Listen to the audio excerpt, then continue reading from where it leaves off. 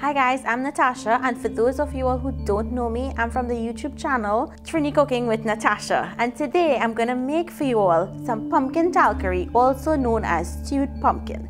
I love pumpkin talkari because this is what my grandmother used to make for me, and I remember in primary school I would literally at lunchtime, and I knew she was cooking this, just leave and come home to eat this. When my grandmother made pumpkin talkari, it couldn't taste like my other grandmother or my own mother. And a lot of people don't like pumpkin and rice because it's just so basic, but when she made it, it tasted so delicious.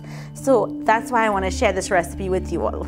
You're going to need a heavy bottom pan, and you want to put that on a medium low heat. To my pot, I'm going to go in with some oil, add in some methi seeds, and we're going to allow these to toast until they have a dark brown color. You don't want to leave the methi seeds and walk away because they can burn really quickly. So my international viewers, methi is also called fenugreek. That's the name, you'll look for it, and you can find it in the leading supermarkets, even on Amazon has it now. Now I'm going to go in with some chopped onions, and I'm going to allow it to sweat and bring out the sweetness in the onions. Now we're going to go in with some minced garlic, and I'm also going to go in with some hot peppers. You can add pimento peppers if you didn't like it spicy. You can tone down the heat a little bit. Don't let the garlic burn, you just want it to get nice and soft but smell very fragrant. We're going to go in with some green seasoning. Mix that in and then go in with the chopped pumpkin. You can also use squash if you like. To this I'm going to season with salt, and I'm going in with some brown sugar. Now the brown sugar is optional, you can add more, you can add less depending on how you like it. I like my pumpkin a little more on the sweeter side.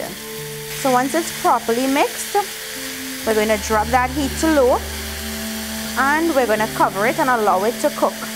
So cover and leave it alone. Just make sure that that heat is on low and the steam in there is going to cook that pumpkin. So let's check the pumpkin. It's nice and soft. So what you want to do now, put the cover aside, and you're going to take the back of your spoon, or you could use your potato masher and mash down on those pumpkin pieces. Now if you like it chunky, you leave it a chunky consistency. If you like it smooth, well, you mash it until it's smooth. So I love my recipe because it's more on the sweeter side. That's the way I prefer to eat pumpkin. Yes, this is definitely the way that my grandmother used to make it, and I really love it. So this is the only way that I'll have it, and I'm going to allow some of that liquid in there to dry out so it can thicken up a little.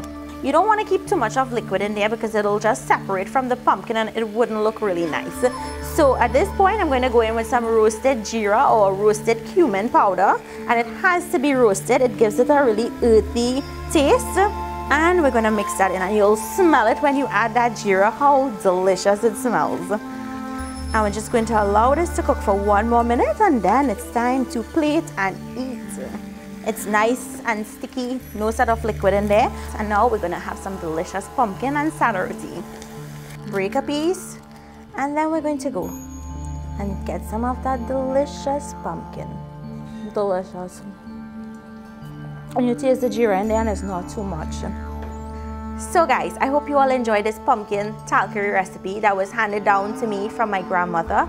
For more delicious recipes and Diwali content, be sure to keep an eye on the Propa Eats Facebook page. They have some awesome recipes coming up with me.